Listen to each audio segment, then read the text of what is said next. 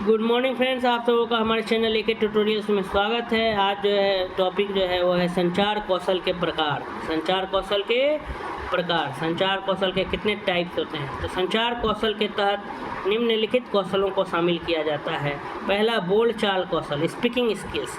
दूसरा श्रवण कौशल, listening skill. तीसरा लेखन कौशल, राइटिंग स्किल्स। और चौथा अशाब्दिक संचार, नॉन वर्बल कम्युनिकेशन या देह भाषा, बॉडी लैंग्वेज। तो ये चारों कौशल, चारों स्किल्स हमारे अंदर डेवलप होना चाहिए। ऑल राउंड डेवलपमेंट ज़रूरी है। कम्युनिकेशन स्किल्स में आता है specially speaking skills, listening skills, writing skills और बॉडी लैंग्वेज। मतलब आप किस तरह से बोल चाल करते हैं। स्पीकिंग स्किल्स आपका कैसा है, बोलने में आप कितनी कुशल हैं, क्या लोगों के समक्ष आप बोल पाते हैं या नहीं बोल पाते हैं। किसी चीज़ को आप दूसरों के समक्ष अगर बोलते हैं तो किस तरीके से बोलते हैं।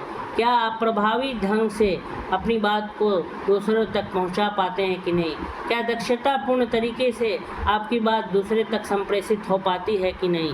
ये बोलचाल कौशल या स्पीकिंग स्किल्स में आता है। दूसरा है श्रवण कौशल, आपके अंदर लिसनिंग स्किल्स कैसा, आप दूसरों की बात किस तरह से सुनते हैं। एक बात कही गई है कि for a good speaker you must be a good listener.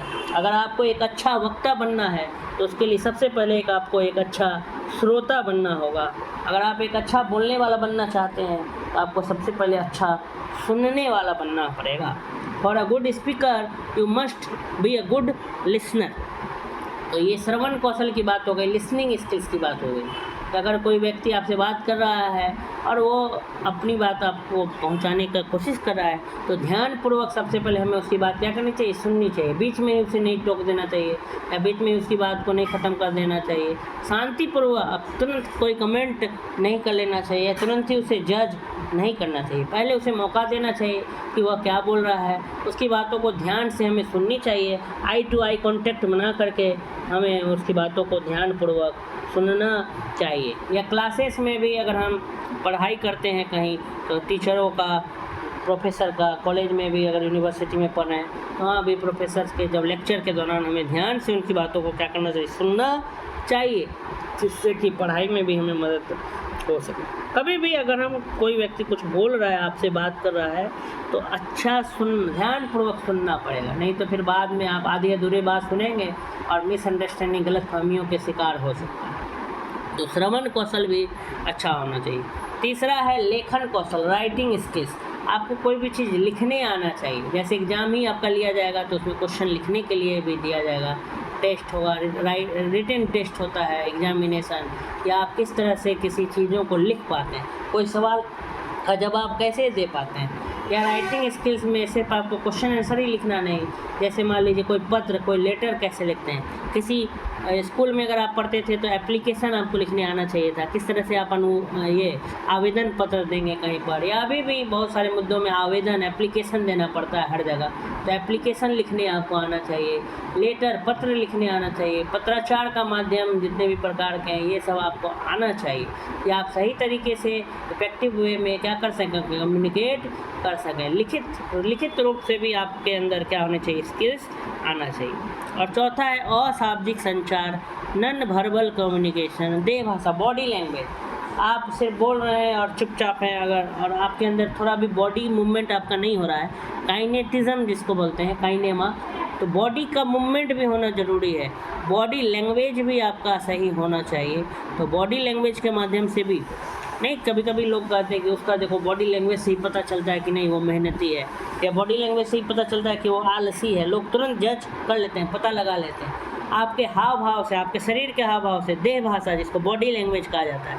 आप भले कुछ बोले नहीं, लिखे नहीं, लेकिन आपको देखते ही लोग जो है आपके बॉडी लैंग्वेज से भी आपका जो काम करने का जो तरीका है वो पता चल जाता है। लोगों के सामने जो है दृष्टिगोचर हो जाता है, पता हो जाता है कि आप किस तरीके से जो है काम करने वाले हैं, आपके अंदर कौन कौन से गुण समाहित हैं या कौन कौन से अवगुण हैं, वो सिर्फ आपके बॉडी लैंग्वेज से भी पता लगाया जा सकता है।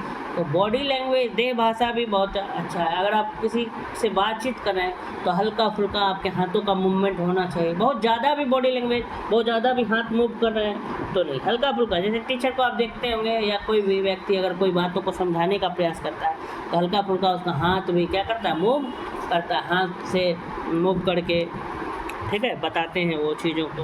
तो नॉन वर्बल कम्युनिकेशन भी ज़रूरी है, बॉडी लैंग्वेज के भी ज़रूरी। तो इस प्रकार से हमने ये संचार कौशल के कुल 4 प्रकारों को देखा।